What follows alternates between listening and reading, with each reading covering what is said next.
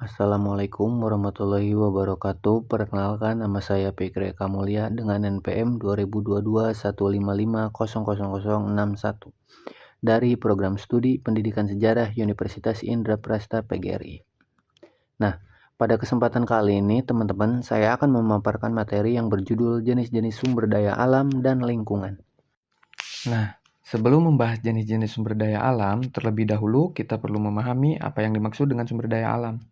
Secara umum, sumber daya alam atau SDA ini adalah seluruh kekayaan alam yang berasal dari alam baik berupa makhluk hidup maupun benda mati, yang dapat dimanfaatkan untuk memenuhi kebutuhan kita, hidup manusia.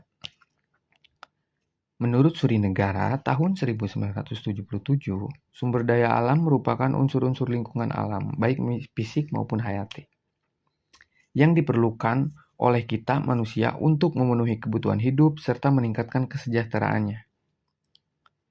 Selanjutnya, menurut Walter Ishart tahun 1972, sumber daya alam adalah keadaan lingkungan dan bahan-bahan mentah yang digunakan manusia untuk memenuhi kebutuhan dan meningkatkan kesejahteraan hidup. Sedangkan menurut John Aryokatili tahun 1983, sumber daya alam adalah seluruh unsur tata lingkungan biosofik yang nyata ataupun yang memiliki potensi untuk memenuhi kebutuhan manusia. Berdasarkan berbagai pendapat tersebut, dapat disimpulkan bahwa sumber daya alam ini merupakan seluruh potensi alam yang dapat kita manfaatkan untuk menunjang kehidupan dan kesejahteraan. Nah, berikutnya yaitu klasifikasi sumber daya alam. Sumber daya alam dapat diklasifikasikan berdasarkan beberapa sudut pandang, yaitu berdasarkan sifatnya, berdasarkan ketersediaannya, dan berdasarkan kegunaannya. Pertama, berdasarkan sifatnya. Nah, berdasarkan sifatnya ini, sumber daya alam dibagi menjadi dua. Yang pertama adalah SDA biotik atau hayati, yaitu sumber daya alam yang berasal dari makhluk hidup. Contohnya nih, adalah hutan, tumbuhan, hewan, serta mikroorganisme. Nah, yang kedua adalah SDA abiotik atau non-hayati ini, yang sumber dayanya ini alam yang tidak berasal dari makhluk hidup seperti tanah air, udara, batuan, mineral, dan energi. Lalu yang kedua berdasarkan ketersediaannya. Terdapat SDA yang dapat diperbarui, yaitu sumber daya yang dapat pulih kembali melalui proses alam dalam waktu relatif singkat. Misalnya nih, hutan, air, tanah, ikan, serta energi matahari. Kemudian terdapat SDA yang tidak dapat diperbarui, yaitu sumber daya yang jumlahnya terbatas karena membutuhkan waktu jutaan tahun untuk terbentuk kembali. Contohnya adalah minyak bumi, batu bara, gas alam, dan berbagai jenis logam. Nah, ketiga, berdasarkan kegunaannya. Berdasarkan kegunaannya, sumber daya alam dibagi menjadi tiga. Yang pertama, sumber daya alam materi dimanfaatkan dalam bentuk fisik, misalnya kayu, air, serta hasil tambang. Yang kedua, sumber daya alam energi digunakan sebagai sumber tenaga seperti angin, air, gas bumi, dan sinar matahari. Dan yang terakhir, sumber daya alam ruang dimanfaatkan sebagai tempat aktivitas manusia seperti lahan pertanian, kawasan pemukiman, dan wilayah industri. Selanjutnya, kita masuk pada pembahasan mengenai jenis-jenis sumber daya alam. Yang pertama, sumber daya alam tanah. Tanah merupakan lapisan paling atas permukaan bumi yang memiliki peranan sangat penting bagi kehidupan. Tanah dimanfaatkan sebagai media pertanian, perkebunan, pembangunan rumah, jalan, serta berbagai infrastruktur lainnya.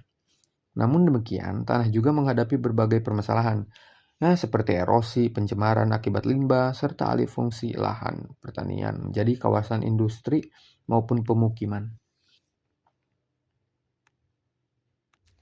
Selanjutnya, sumber daya alam air.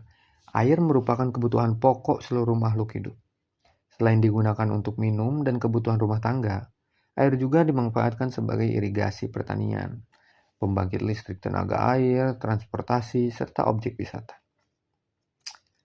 Tantangan yang dihadapi saat ini adalah pencemaran sungai. berkurangnya cadangan air tanah, dan krisis air bersih di beberapa wilayah. Selanjutnya, sumber daya alam hutan. Hutan ini dikenal sebagai paru-paru dunia karena menghasilkan oksigen serta menjaga keseimbangan ekosistem. Selain menghasilkan kayu, hutan juga menyediakan rotan, damar, tanaman obat, serta menjadi habitat berbagai jenis flora dan fauna. Sayangnya, hutan menghadapi ancaman berupa pembalakan liar, kebakaran hutan, dan deforestasi yang dapat merusak keseimbangan lingkungan. Lalu ada sumber daya alam tambang dan mineral. Sumber daya tambang merupakan sumber daya yang tidak dapat diperbarui karena terbentuk dalam waktu yang sangat lama. Contohnya, antara lain minyak bumi, gas alam, batu bara, emas, nikel, besi, tembaga, serta marmer. Sumber daya ini dimanfaatkan sebagai bahan bakar, pembangkit listrik, bahan baku industri, hingga pembuatan perhiasan.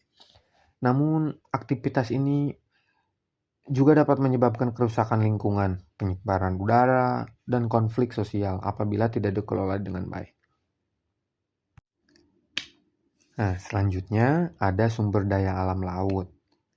Sebagai negara kepulauan, Indonesia memiliki kekayaan laut yang sangat besar. Laut dimanfaatkan sebagai sumber perikanan, budidaya rumput laut, produksi garam, hingga sektor pariwisata. Nah, permasalahannya ini yang sering terjadi adalah penangkapan ikan secara berlebihan, pencemaran laut akibat sampah plastik, dan kerusakan terumbu karang. Lalu ada sumber daya alam udara. Udara sangat penting bagi kehidupan kita karena menyediakan oksigen untuk bernapas dan karbon dioksida. Selain itu, udara juga dimanfaatkan sebagai sumber energi angin melalui pembangkit listrik tenaga bayu. Ancaman terbesar terhadap kualitas udara saat ini adalah polusi, kendaraan bermotor, asap industri, serta pemanasan global. Lalu, ada sumber daya alam energi. Energi menjadi kebutuhan utama dalam kehidupan modern. Energi juga terbentuk menjadi dua, yaitu energi tidak terbarukan seperti minyak bumi, batu bara, gas alam, dan uranium. Sedangkan energi yang bisa terbarukan meliputi energi matahari, angin, air, panas bumi, dan bioenergi. Saat ini penggunaan energi terbarukan semakin dikembangkan karena lebih ramah lingkungan dan dapat mengurangi ketergantungan terhadap energi fosil. Nah, kemudian pembahasan selanjutnya mengenai tata cara pengelolaan sumber daya alam. Nah, pemanfaatan sumber daya alam harus dilakukan secara bertanggung jawab agar tetap tersedia bagi generasi mendatang. Beberapa prinsip pengelolaan sumber daya alam diantaranya memakai metode keberlanjutan, yaitu memanfaatkan sumber daya tanpa merusak kelestariannya yang akan datang.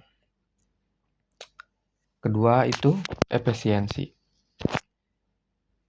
Efisiensi menggunakan sumber daya secara hemat dan tepat guna, tidak menyalahgunakan, melebih-lebihkan, atau menyalahgunakan sumber daya tersebut untuk hal-hal yang tidak perlu.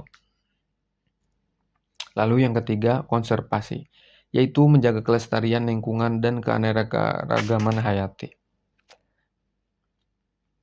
Lalu yang terakhir, rehabilitasi, yaitu memulihkan lahan maupun ekosistem dengan reboisasi dan sebagainya untuk mengurangi kerusakan akibat aktivitas manusia dan menciptakan hal-hal baik untuk kedepannya.